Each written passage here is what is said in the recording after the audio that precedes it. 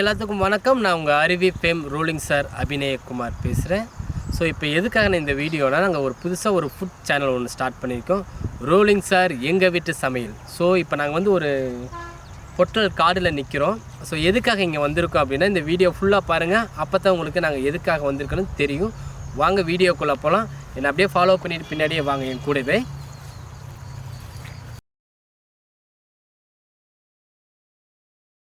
Hi மக்களே, இப்போ எதுக்காக இந்த காட்டுக்கு வந்தோம் அப்படின்னு பார்த்தீங்கன்னா, அந்த பிரண்டையை பிடுங்கலாம் அப்படின்னு தான் வந்தோம். பிரண்டையை தேடித்தான் வந்தோம். ஸோ அது நமக்கு கிடச்சிருச்சு. அங்கே பாருங்கள், இது சுற்றி ஒரு கிணறா இருக்குது.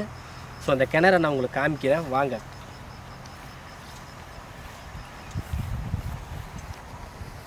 ஸோ இது கிணறு அந்த ஓரத்தில் தான் இருக்குது. ஸோ அங்கே தான் நம்ம போய் பிடுங்கணும். ஸோ அது எப்படி போகிறதுன்னு பார்த்தீங்கன்னா, அந்த வெளியே அப்படியே ஓரமாக போய் அங்கே தான் நின்று பிடுங்கணும்.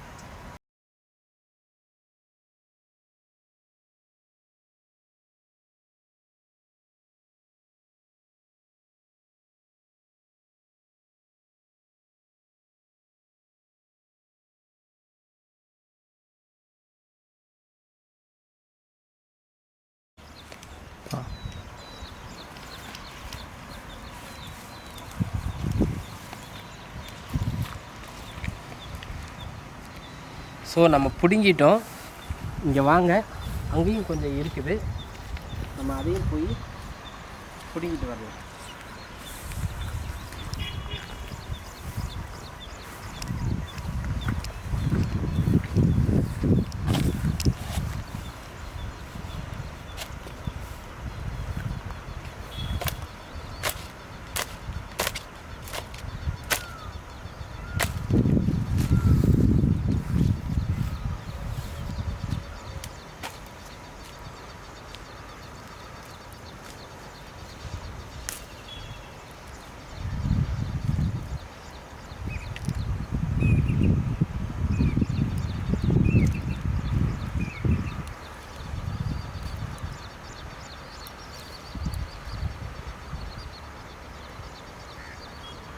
ஸோ இதுவும் பிடுங்கிட்டோம்.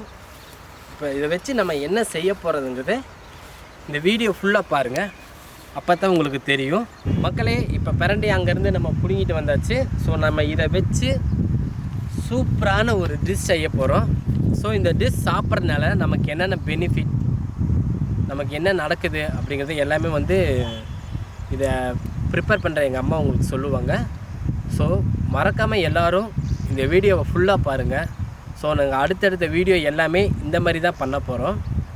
ஸோ ஒரு ஹெல்த் ரிலேட்டடாக நம்ம வந்து எல்லாமே பண்ணலான்னு ஒரு முடிவு பண்ணி தான் இந்த சேனலை ஆரம்பிச்சிருக்கிறோம்.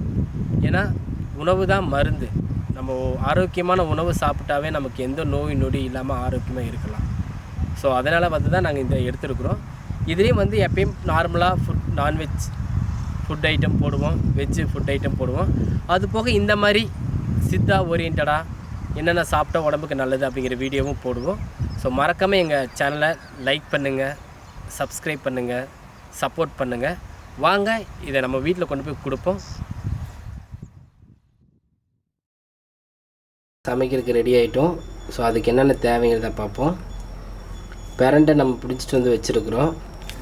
ஸோ மல்லி, உப்பு, வரமிளகா, புளி, நெய் தேவையான அளவு, கடலைப்பருப்பு பார்த்திங்கன்னா, சின்ன வெங்காயம் ஒரு 10, பூண்டு ஒரு 4-5 பூண்டு எடுத்துக்கோங்க. ஃபஸ்ட்டு என்ன பண்ணணுன்னா, இதெல்லாம் வறுத்து எடுக்கணும். ஸோ வாங்க வறுக்கிறத பார்க்கலாம். இப்போ அடுப்பில் வடைச்சட்டி வச்சாச்சு, சூடாகிருச்சு. இப்போ ஃபஸ்ட்டு நம்ம வந்து எண்ணெய் வந்து போடுறோன்னா, வரமிளகாய் ஆட் பண்ண போகிறோம்.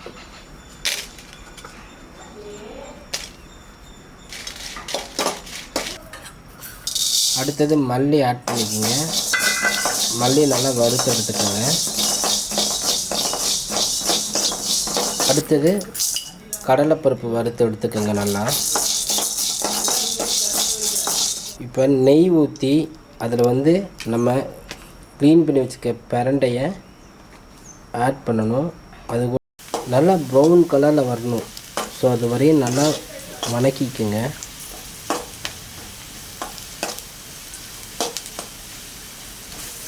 பார்த்தீங்களா, அங்கே பார்த்தீங்கன்னா தெரியும் ப்ரௌன் கலரில் மாறிடுச்சு. இப்போ வந்து வெங்காயமும் பூண்டும் ஆட் பண்ண போகிறோம்.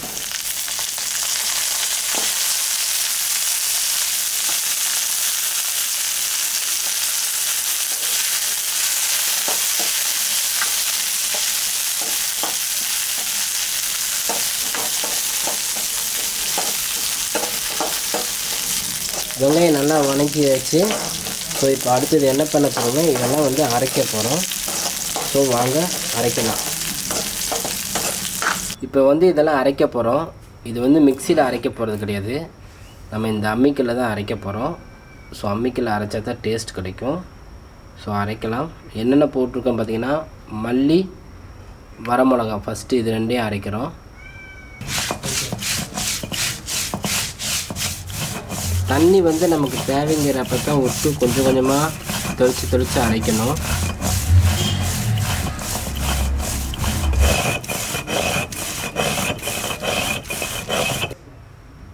நல்லா வலுவலுன்னு அரைக்கக்கூடாது, கொஞ்சம் பருப்பருன்னு இருக்கிற அளவுக்கு அரைச்சி எடுத்துக்கோங்க அந்த மிளகா மல்லியை. இப்போ வந்து கடலைப்பருப்பை ஆட் பண்ணி அதுவும் அரைக்க போகிறோம்.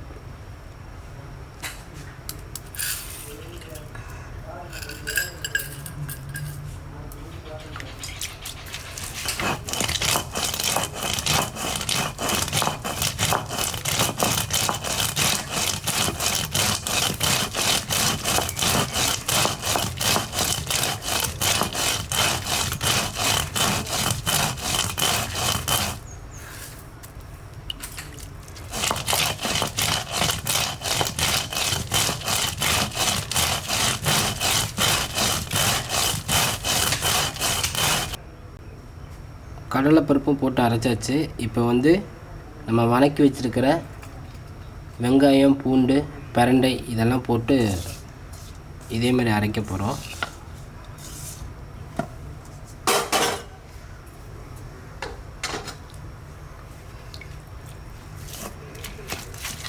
தேவைங்கிற அளவுக்கு அரைக்க தண்ணி மட்டும் ஊற்றிக்கிங்க.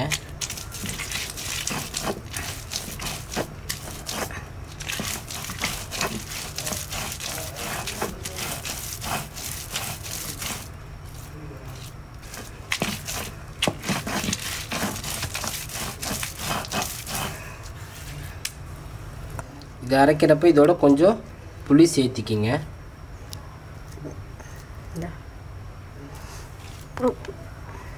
இப்போ தேவையான அளவு உப்பு சேர்த்திக்கிங்க.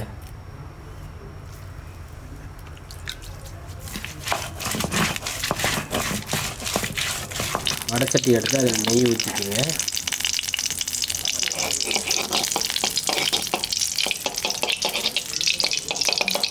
நெய் நல்லா காஞ்சிருச்சு. நெய் காஞ்ச உடனே கொஞ்சம் கடுகு போட்டுக்கோங்க.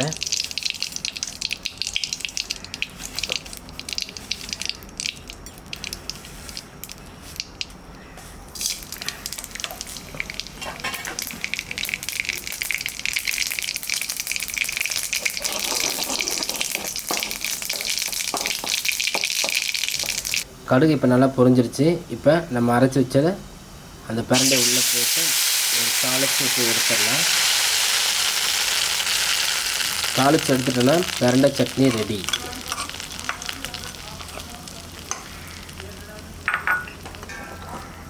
பிரண்டையினோட மருத்துவ குணம் என்னென்னா, நம்மளுக்கு சாப்பிட்டு சீரணமாகாமல் இருந்துச்சுன்னா இந்த பிரண்டை சட்னி அரைச்சி சாப்பிடலாம்.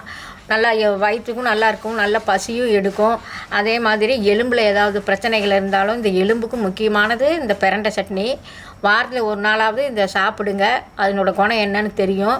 அதே மாதிரி இன்னொரு நாளைக்கு இந்த பிரண்டை எப்படி குழம்பு வைக்கிறதுன்னு சொல்லி காமிக்கிறேன். அதேமாரி செஞ்சு சாப்பிடுங்க. இதில் நிறைய மருத்துவ குணம் இருக்குது.